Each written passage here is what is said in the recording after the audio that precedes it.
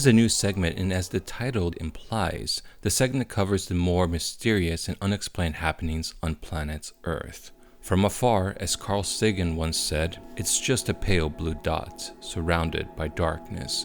But as we approach closer and enter the confines of this blue sphere, a paradise emerges, teeming with life and filled with mysteries yet to be uncovered. So let's get started. Why is the most prolific symbol in human history the dragon? One of the stranger yet not often discussed mysteries in human anthropology, sociology, and even psychology is the fact that almost all cultures in the world depict a dragon or serpentine creature of some kind.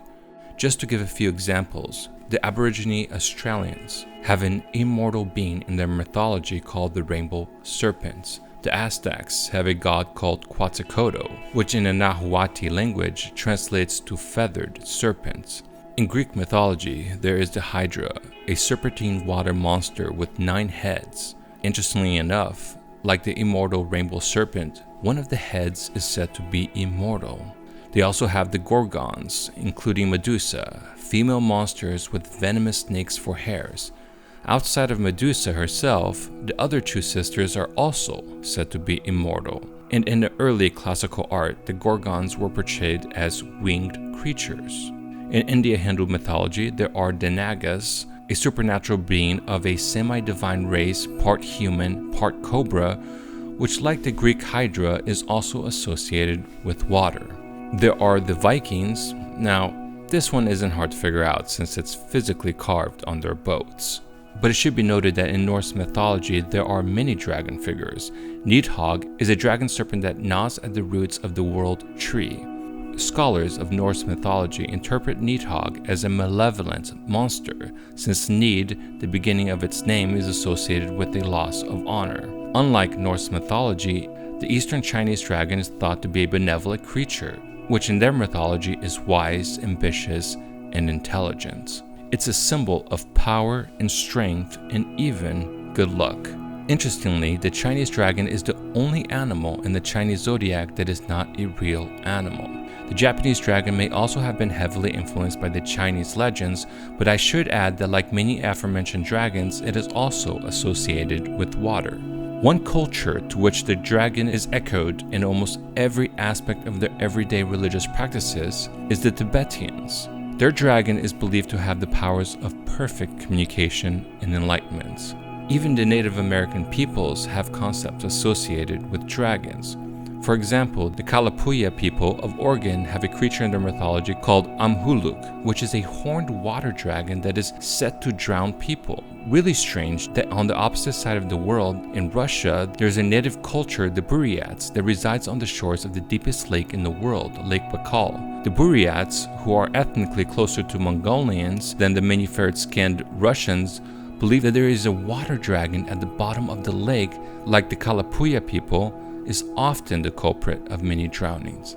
There isn't a continent in the world that does not have a dragon entity, well, with exception of Antarctica, but that's not even to say that they are not present in the Arctic. In fact, even the Inuits, sometimes referred as Eskimos, have a creature called the Qualapalik, a half-human sea monster with slimy green skin that resides underneath the hard, thick ice in the frigid waters of the Arctic and who apparently steals children. With this many examples of serpentine creatures proliferated throughout the world, a simple question emerges. Why? What is going on? How do seemingly unrelated cultures depict sometimes entities with near identical characteristics often associated with serpents? Whether it's considered a monster or a benevolent godlike entity, one thing seems to be universal with almost all the cultures. Whatever the dragon is, it seems to be supernatural. Joseph Campbell, an author who believes that most stories have universal elements including archetypes, characters that represent a specific element of the human psychology, discusses that the dragon is perhaps an archetype for fear and greed. He specifically analogizes the act of the dragons often guarding gold and virgins and not being able to make use of either is an element of the subconscious. Campbell believes that dragons are psychologically a binding of oneself to one's own ego, and that people are captured in their own dragon cage. Psychologists, by the mere function of their profession, are said to be dragon slayers, the ones who can open up the ego that is trapped within oneself. His perspective is heavily influenced by one of Sigmund Freud's protege, Carl Jung. Despite being one of the most lauded psychologists in the history of the field and by many considered a brilliant mind of his time, Carl Jung was also controversial. He proposed that humans might have a form of psychic abilities, which he termed the collective consciousness. He believed that a part of the human primordial brain associated with our ape ancestry still contained instinctual memories that was branded with fears associated with snakes, which he called the snake archetype. His belief, which seems to be very close to Joseph Campbell's, is that the snake archetype, for example, if it were to appear in a dream, is associated with the unconscious and the person going through a process of healing and resolving psychological issues of trauma from their earlier life. Now, what is most interesting is that one of the main attributes that Carl Jung discusses as to why he believes in a collective consciousness is the universality of the mythologies throughout the world. And given that the dragon is the most universal symbol in most, if not nearly all mythologies, it is safe to surmise that the presence of the dragon is the X factor that inspired Carl Jung to believe that humans are inherently psychic. In other words, because dragons occurred in almost every culture, Carl Jung's solution to reconcile this mystery was to go inwards, deep inside the makeup of the human mind, and even extending that to the metaphysical concept of the human mind possibly having extrasensory perception. But is there another possibility? Could the universal nature of the dragon, instead of being a psychic internal phenomenon, instead be a phenomenon that was formed from an external, more physical interaction?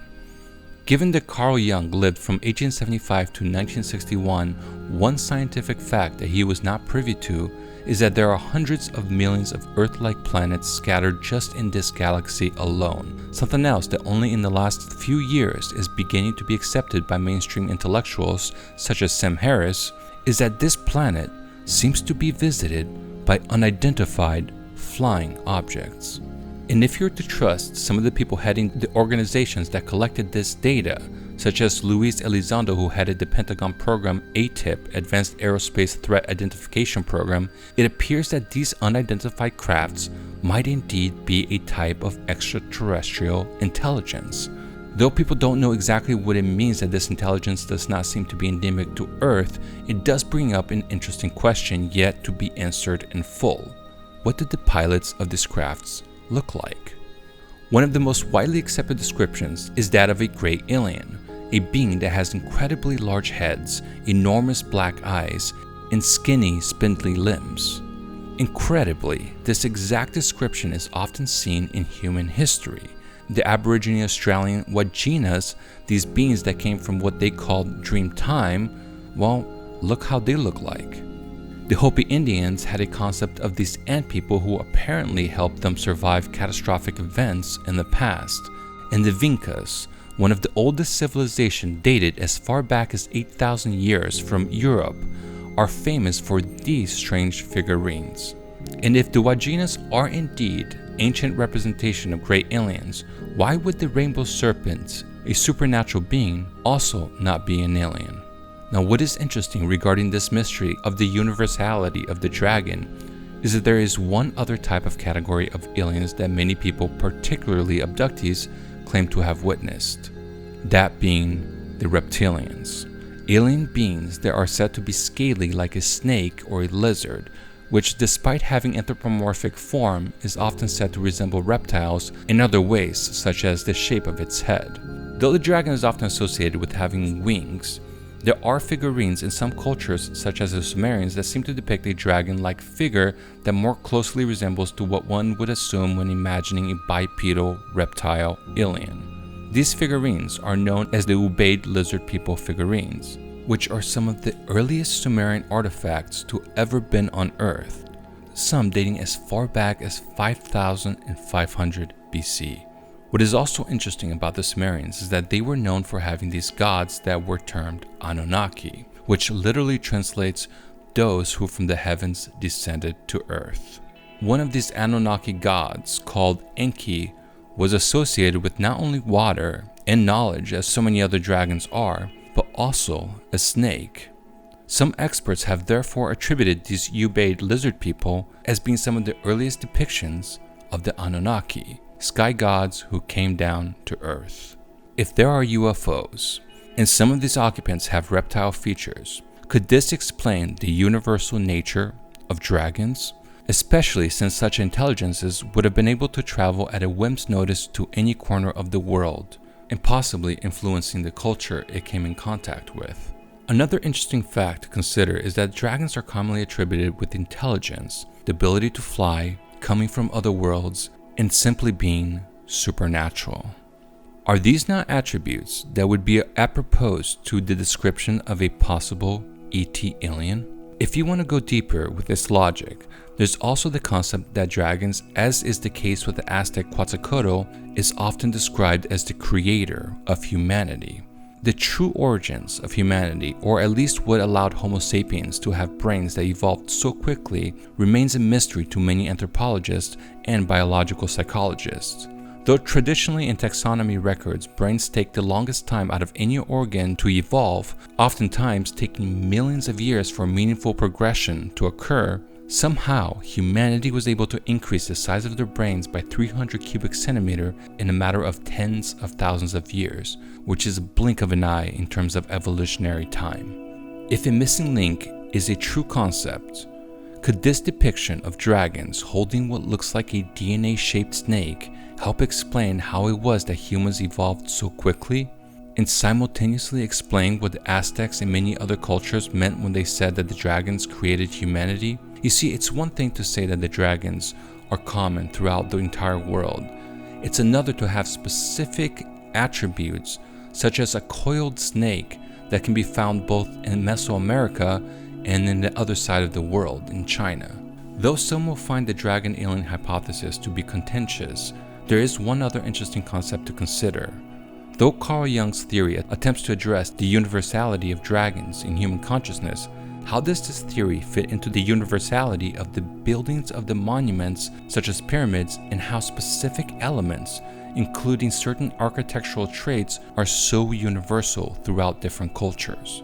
Not only are some pyramids theorized to be direct maps of the sky, the Great Pyramid of Giza possibly representing Orion, and Teotihuacan in Mexico possibly representing the solar system, many pyramids and other monuments have often been attributed to the dragon figure itself.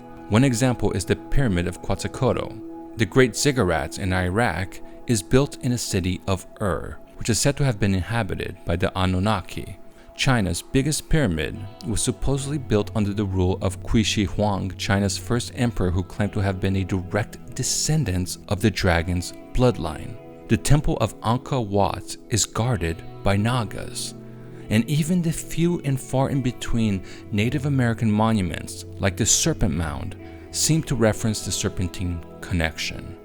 Academics have always looked inward, deep in the recess of the human mind, to attempt to solve the great mystery of why the dragon is the most universal symbol in human history. Is it time that academics rethink this approach and instead try looking outwards? More specifically, above. Well, that is our episode for today. If you enjoyed the show and would like to be notified of future episodes, don't forget to subscribe and hit that bell. This planet is a blue oasis floating in a dark, cold, expansive void we call space, and it is littered with mysteries still waiting to be solved.